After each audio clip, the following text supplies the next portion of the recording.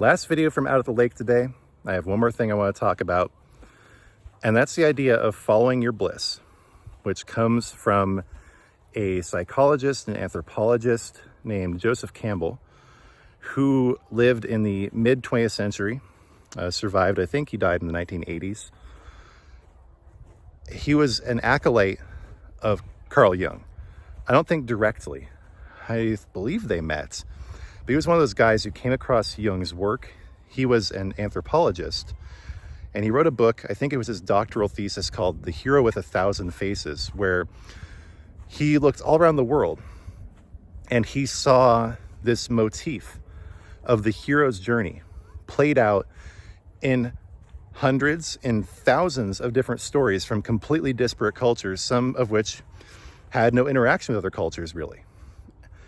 And so he was trying to think, how did this possibly happen?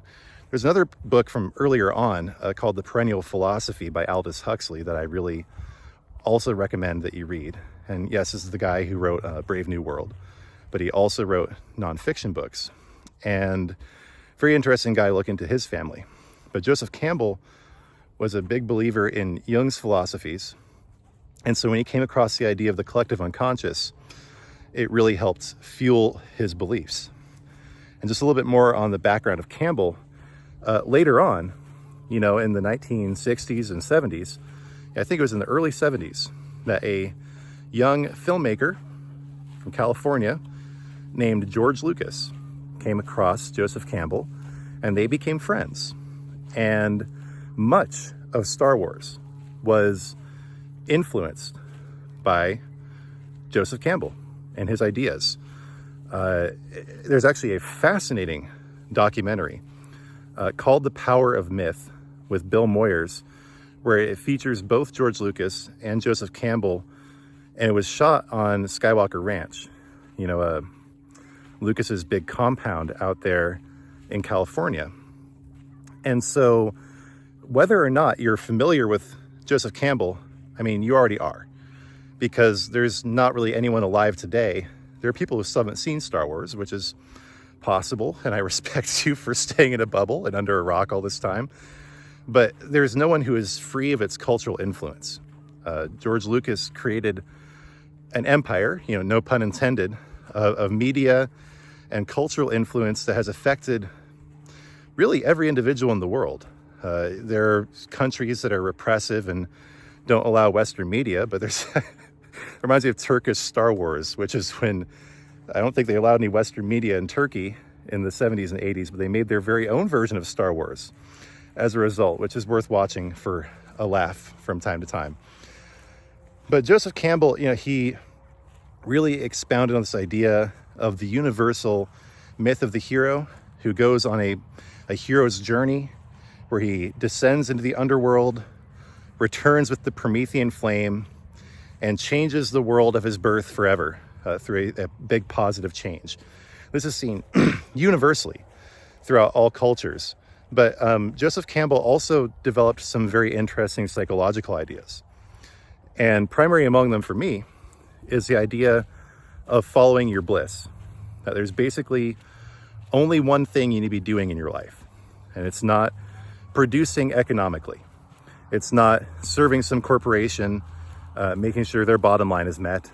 It's not even making money for yourself, securing a legacy, protecting yourself and the people you love in the world.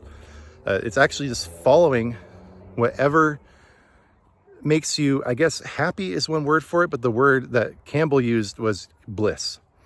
Following your bliss. And bliss meaning like something you get so absorbed into, you don't even realize you're doing it. Something that just feels so natural that you could do it for a lifetime and not get bored or burned out or tired. He believed that there was some core of living energy within that bliss that will not only sustain you, but will bring you everything you need in life. And for Campbell, that wasn't much. A lot of these people like Lucas, God knows what Skywalker Ranch is worth. One thing I really liked about Joseph Campbell is he spent his life just going around and talking to college students, even when he was older, and just holding seminars where he listened to everybody with respect. And he lived in a very small, like 2-bedroom bungalow in Hawaii. And he was just obsessed with the idea that there was this tree growing through the porch. And he just wanted to support his wife, who was a dancer. And he might have had children, but I don't think so. But he was just this very selfless and unambitious man who did follow his bliss, which was just sharing these ideas.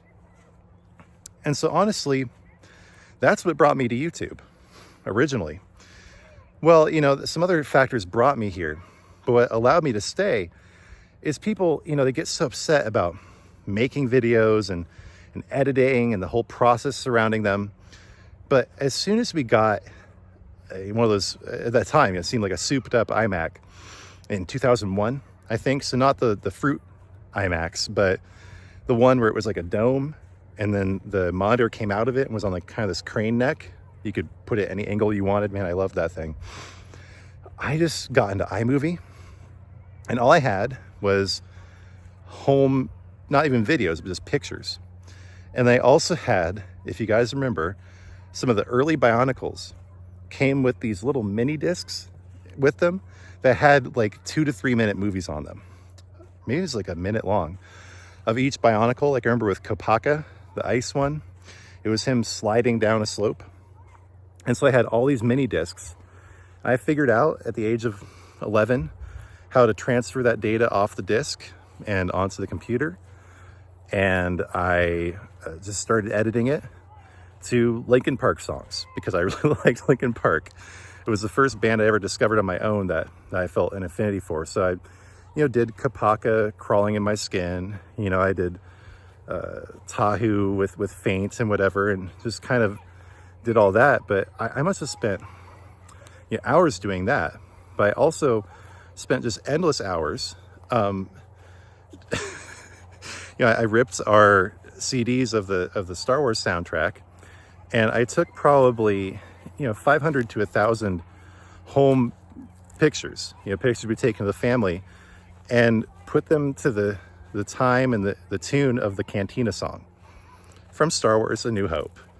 And my mom and her boyfriend were very confused about that, but they were reasonably supportive. And I honestly don't know how long I spent on just this one project. It was just what I loved to do when I didn't have homework or anything else to do. It was sometimes for multiple hours in a single day. This reminded me, I also made up a language at this time. So maybe I'll get into linguistics at some point too. But I have just always loved videos. It's funny, with these videos I don't edit, but on my other channel I do. Shout out to Spopes ESO. Go ahead and subscribe there if you haven't. But I still just love the process of taking videos and combining them and, you know, putting the metadata together, publishing them. It's something where I actually have to watch myself because I will just get so immersed in it that I completely lose track of time. And so I am having faith in God. This is where God wants me to be. I'm also following Joseph Campbell and his idea of following your bliss, and it leading not necessarily to great riches or accolades or material success, but that it will lead you to the path of meaning. It will give you meaning. It will make every moment in your life imbued with meaning, which will gradually dissolve psychological problems, will make you feel like you're on the right path and you're really doing good and you're doing important things in the world. So following your bliss does trigger the hero's journey. It will lead you into hell. It will lead you through all sorts of trials. But eventually you emerge with the Promethean flame, with whatever it was that you needed to go find and bring to the surface and share with the world. It will lead you to your true purpose in life. But yeah, no one ever said following your bliss was easy. It's the most rewarding thing you can do. It's the most meaningful by far, but easy? Nah. It can take a whole lifetime. And many people never find their bliss at all. And so in that regard, I'm just so grateful to be here. I'm grateful for the geese flying overhead. Grateful for every little thing in my life. That doesn't mean I don't struggle. And next week in my videos, I'll talk more about the kind of struggles that I go through. But we all will. We all do. You know, life is brutal and painful and filled with anxiety, adversity, and distress. But when you have meaning, when you're pursuing something meaningful in your life, you're able to bear that cross. You're able to bear that burden. And that's the true benefit of following your bliss, is making life livable. So I do appreciate you watching, guys. Please do subscribe to the channel if you haven't. Comment with your thoughts here. Had you heard of Joseph Campbell? Did you know about his impact on George Lucas and Star Wars? It's really fascinating. I'm going to link The Power of Myth if it's still up here on YouTube.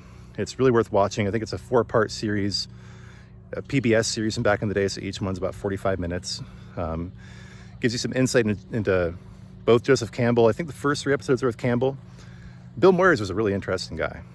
And the last one, I think, is with George Lucas. George is a firecracker, man. Like, I love just watching like shorts here on YouTube of George Lucas. Just he was still a very opinionated guy, a real artistic visionary. So anyway, I do appreciate your comments and watching. Please do like the video and subscribe. God bless you for watching. Really do appreciate it. I'll be back soon with new content.